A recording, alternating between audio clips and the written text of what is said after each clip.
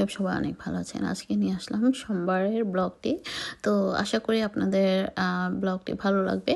তো সোমবারে সকাল সকাল বের হয়ে গেলাম। তো প্রথমে অন্যান্য কাজগুলো সেরে তো ভাবলাম যে যেহেতু আমাদের এখানে হপিং মেলা হয় বা হপিং ফেয়ার, তো এই মেলাটা প্রতি সামারেই এখানে হয়ে থাকে, মানে নিউ ক্যাসেলে। তো যাই হোক, তো আপনারা চাইলে যারা নিউ ক্যাসেলে থাকেন তারা কিন্তু এখানে আসতে পারেন। তো যাই হোক, হয়তো জায়গাটা জানেনি কোথায়।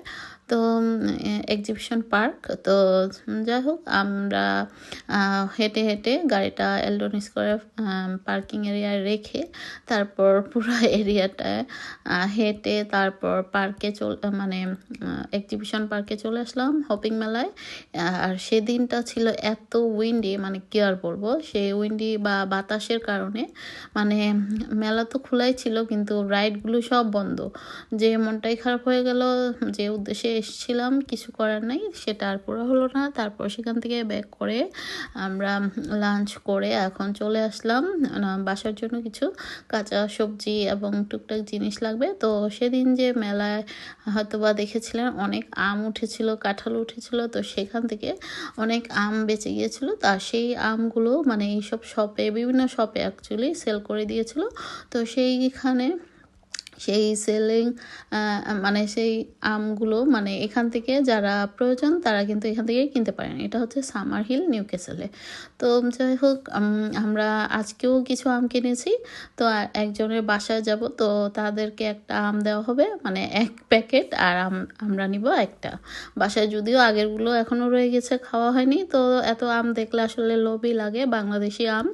তো যাই হোক, তো সেই বাসায় কিছুক্ষণ থেকে চা নাস্তা করে তারপর ব্যাক করছি বাসার উদ্দেশ্যে। তার আগে শাশুড়ির বাসায় গিয়েছি, তারপর গেলাম আমার হাজব্যান্ডের পুরনো এক্স কলিগের বাসায়, মানে আমরা যাকে ভাই বলি, তো তার বাসায়। তো এই তো বাসায় রওনা দিলাম। বাসায় এসে কি কি বাজার করলাম, তো এই তো বাজারগুলো দেখিয়ে দিচ্ছি। এখানে মানে অনেক দিন পর বাংলাদেশি পুঁই শাক পেয়েছি, আর পুঁই শাক পেলে আমার তো খুবই ভালো লাগে পুঁই শাক খেতে। তো এই তো সমস্ত কিছু রেডি করে পুঁই শাকগুলো একটু কেটে রেডি করে নিচ্ছি। তারপরের দিন রান্না করব। আগে থেকে রেডি করে থাকলে মানে রান্না করতে ইজি হয়, কারণ সব কিছু একসাথে কাটাকুটি করা অনেক কষ্টের, সময় সাপেক্ষ। তো এই আর কি। তো সন্ধ্যের টাইম, বৃষ্টি হচ্ছিল, মানে মেঘলা মেঘলা একটা অবস্থা। তো এই তো একটু রেইনবো উঠছিল মাঝখানে। তো ভাবলাম আপনাদের সঙ্গে শেয়ার করি।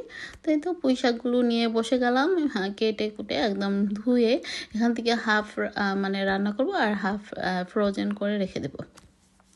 তো সব তো আর আমাদের লাগবে না। তো ভাবলাম যে এগুলোর সঙ্গে কিছু লাউ পাতাও দেওয়া যাক। এই প্রথমবার আমার গাছ থেকে লাউ শাক, মানে নিচ থেকে যে পাতাগুলো বড় হয়, তো সেগুলো মানে আগে থেকে কেটে একদম রেডি, মানে সেগুলো ভাবলাম যে শাকের সঙ্গে দিয়ে দিই। তো যেহেতু শুটকি দিয়ে রান্না করব, তো কিছু কি বলে চাপা শুটকি নিয়ে নিয়েছি। তো সব কিছু আমি রেডি করে একদম ধুয়ে মুছে, মানে ধুয়ে রেখে দিয়েছিলাম। তো আর বিকেলবেলা মানে সন্ধ্যের টাইমে আম কেটে রেডি করে নিলাম। তো এই তো সমস্ত কিছু রেডি করে নিলে পরের দিন কাজ করতে ইজি হয় বা রান্না করতে।